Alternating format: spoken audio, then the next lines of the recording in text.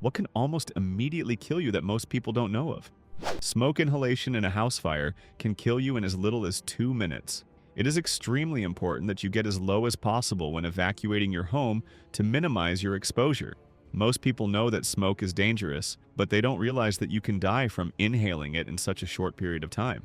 I'd like to add to this something that most people don't realize. In a real house fire, smoke isn't just smoke. It's a mixture of superheated gases. Inhaling smoke in a house fire isn't just uncomfortable like when the wind changes while you're sitting around a campfire. It will literally burn your airway, causing it to swell shut. If you stand up and take one breath in an area where the thermal layer has banked down low enough, you're done. Make sure you have working smoke alarms, and if you have to evacuate during a fire, stay low.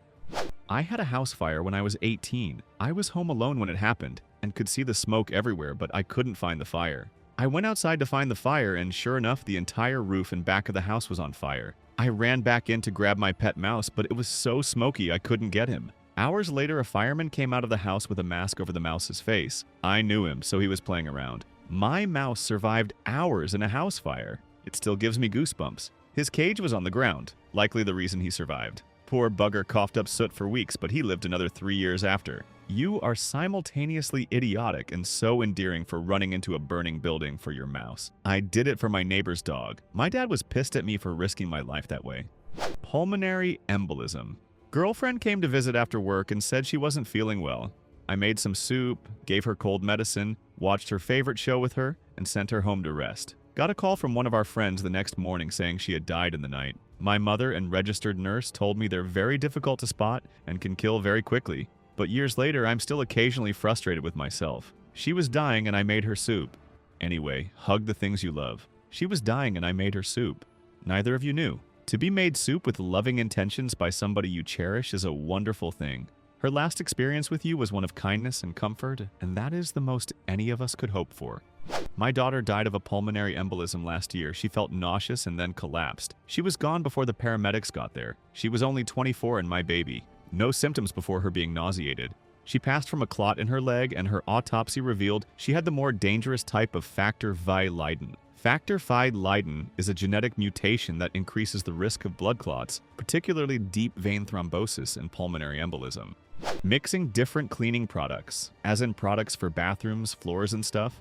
Some of these contain very aggressive shit, and some of it does indeed react with each other on a chemical basis. Especially bleach is a no-no for mixing. Chlorine gas is easier to accidentally create than you probably think, and if you don't realize what you've just done, you could be dead a lot quicker than you wanted to be.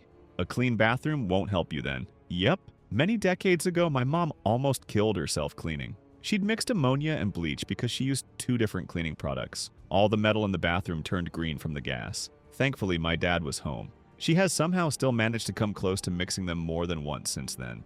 She still uses bleach to clean. I cannot stand the smell of bleach. Makes me feel sick. And I refuse to use it for any cleaning. I once was cleaning my bathroom with a few different chemicals, one of which was bleach. I'm pretty sure I fainted at some point because I woke up on the ground and I had no reason to be sleeping on the floor. I cleaned up cat urine with bleach once and passed out. Didn't consider the ammonia in the urine. Rotating machinery will grab any loose article of clothing and pull you in and turn you into a smoothie. Lathes are utterly terrifying, as anyone who has seen that video will agree. Happened to my friend's brother. He was working in a cheese factory, it caught his glove, ripped off his hand. When the machine was turned back on, his hand flew out with cheese all over it. By some miracle, they were able to reattach it, and over the course of many surgeries, they are hoping to get all feeling and movement back to his fingers. He said the most painful thing was that all the workers ran away when it happened. Not a single person helped. Yeah, carbon monoxide is a big one. It's scary because you can't see or smell it. A faulty furnace or water heater can fill your house with it while you're sleeping, and you just never wake up. Always good to have a working carbon monoxide detector. This is going to sound insane because it is, but when my oldest child was 1 year old, I had to call the fire department because I thought our furnace was leaking. Every time the heater would come on, my eyes would start watering and burning. At first, the landlord said it was just dust burning off, but after 3 days it was still happening, always whenever the heater came on. So I got tired of calling the landlord and reached out to the local fire department to come out and test, and sure enough, we had carbon monoxide throughout our little 2-bedroom apartment. They forced the landlord to repair it before they shut them down. My son's bedroom vent was right about his crib, so I'm always extremely thankful that my body knew something was wrong. I got a bacteria in my foot about 3 months ago, which went into my bloodstream and got into my heart. I died in the operating room and had to be revived before a 10-hour surgery to replace and repair 3 heart valves and a large hole in my heart. 3 weeks in intensive care unit, 2 weeks in cardio ward after that. Don't let little infections become big infections. I had no idea this was happening in my body, but on the 3rd day of not getting out of bed because I was so tired, we called 911. Infection is the wider answer here. A tooth infection can do everything original poster just described. Jesus Christ, I read I died in the operating room and thought this was a shitpost at first. Just because the dude resuscitated, no need to start calling him Jesus Christ, man. Diving headfirst. It can kill immediately if you misjudge the water depth, or cause permanent full body paralysis. Happened to the older sibling of someone I knew. Broken neck, and he died a few hours later. Terrible tragedy. The family made the most of it via organ donation, and his death helped a lot of very ill people, but that's a meager silver lining. My friend had this happen and is now seriously disabled to the point she has difficulty speaking and walking. Side note is that she's constantly being hit on and creeped on by guys that think she's also mentally disabled. It's crazy just how often she'll wait outside a shop, and I come out and some weird guy is bothering her. She dived into a pool on holiday, and her life was never the same. In Chicago, we have lots of beaches and some with huge rocks and boulders on the shore. I have seen a few people in wheelchairs that jumped into the lake and paralyzed themselves. You are one day a goofy 20-something partying on the lake, and then you have no legs forever. Don't jump into water you can't see. Getting overheated. I once had a boss tell me heat stroke is just too expected with this job. I quit on the spot. Good decision. I was self-employed and absolutely loved what I did, so just kept plodding along. I took all the necessary precautions, but it started happening so often that my brain just said, nope, I'm out. If I'd known then what I know now, I'd have quit a whole lot sooner. Cone snails. So many people see a pretty seashell, pick it up, feel a tiny pinch that they don't think much of, and then die. There is no antidote, and the best anyone can do is make sure you're out of the water. It causes paralysis, so a lot of people die by drowning, and keep you breathing long enough for your body to metabolize it as best as it can. It's going to be hideously painful the entire time, though, if you make it through, and you're probably going to end up with a lot of pain for a very long time, and never quite be the same after. My uncle found one of these shells on a family trip to Vietnam. Luckily, it was empty, but we found out later that that shell was from the cigarette snail. A nickname given to it because the only thing you'll have time to do when it stings you is have a cigarette before you die. Where do these things live so I can avoid with extreme prejudice? Unfortunately, they can show up on almost any tropical beaches or anywhere that has warm enough water, so you really want to know what the shells look like and not pick up anything that you don't recognize, which is a good rule to live by anyway. Some of them can even tolerate cooler waters and can show up as far north as Southern California. A tiny tear in your aorta, it can rupture with zero warning.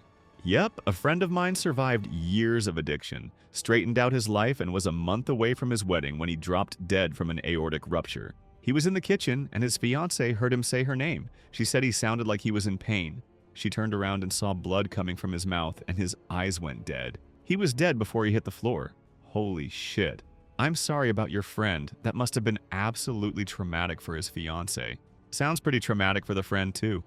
Also, farm animals. Horses, cows, things that look harmless and cuddly, but once they decide you're not allowed in their space can turn deadly in a heartbeat. Their massive body weight alone is a pretty decent defense mechanism. Cows do like to trample things, alongside the flexibility of a horse's legs, for example. There's a lot of dumb ways to die from cute farm animals. Was trampled by a horse 8 years ago. My life is literally separated into before the accident and after the accident.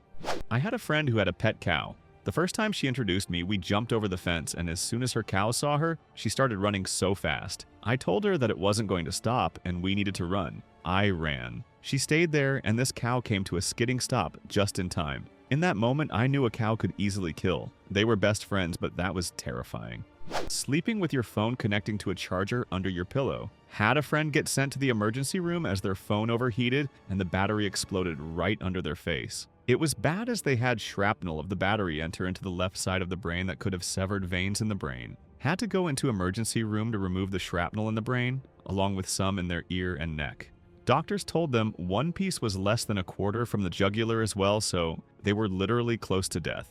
Best practice is to place your phone and charger away from you, preferably on a nightstand or table, and not in your bed. Also, I want to point out that mixing anything electrical with water is also something to be aware about. Never use anything that is electrical near water. This isn't just a phone charger near a bathtub. It's anything from hair dryers to toasters and more. Water and electricity don't mix, and you can literally shock yourself to death. A few years ago, I had my phone charging on my mattress by my pillow. I touched it, and it was so hot that I dropped it. Also, the sheet and the mattress were warm from where the phone had been resting. Ever since then, I have placed my phone in a safe place away from cloth. It scares me how I could have started a fire. Thank you very much for watching this video. Write your thoughts in the comments under this video. Don't forget to subscribe to the channel. Stay tuned for new videos in the future.